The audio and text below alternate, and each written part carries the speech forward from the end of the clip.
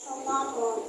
He maketh me lie down in green pastures. He leadeth me beside still waters. He restoreth my soul, and keepeth me in the paths of righteousness for his name's sake.